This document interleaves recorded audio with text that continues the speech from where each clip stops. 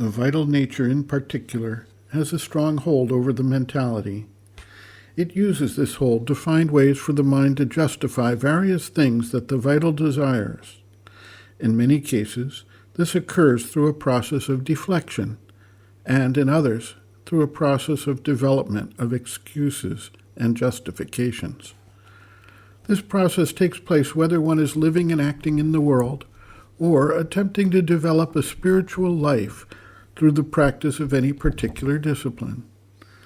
Our focus here is obviously toward the implementation by a spiritual seeker of methodologies to systematically become awake to and then to find ways to overcome various actions that distract from the yogic process. This can even occur in the adoption of various yogic practices. For instance, there are certain yogic paths that try to overcome attachment through spiritualized and uplifting normal drives of the vital nature.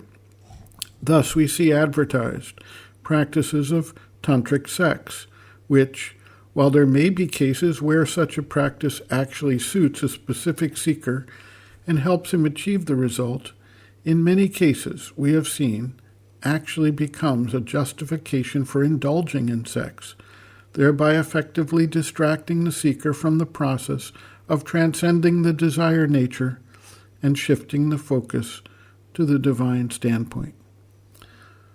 Justifications can be developed for almost anything. Once, a devotee was visiting a Vedanta center in the USA and was invited to join the monks there for dinner. After dinner, they served popcorn. Innocuous indulgence. But they went on a long explanation about the spiritual benefits of popcorn and how it can help to lead to liberation in the Vedantic tradition.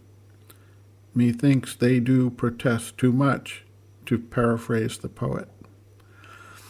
If we take the standpoint that the spiritual seeker needs to shift his focus from the fulfillment of the desires and objectives of the external world in favor of a focus on spiritual practice and realization, and a perfection and transformation of the nature to become true instruments of that divine action in the world, we can quickly appreciate that all habits of the physical, vital, and mental nature need to be reviewed and either abandoned or modified to allow the refocusing and transformation effort to progress.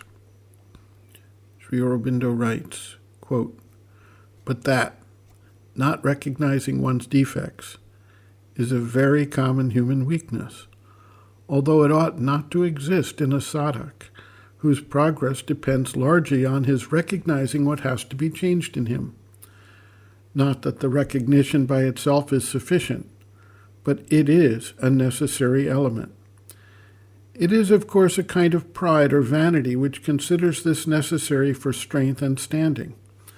Not only will they not recognize it before others, but they hide their defects from themselves, or, even if obliged to look at it with one eye, look away from it with the other. Or they weave a veil of words and excuses and justifications trying to make it something other than it really is. To recognize one's weaknesses and false movements and draw back from them is the way towards liberation." End quote. Reference, Sri Aurobindo and the Mother, Looking from Within, Chapter 2, Looking at Oneself and Others, pages 38 to 39.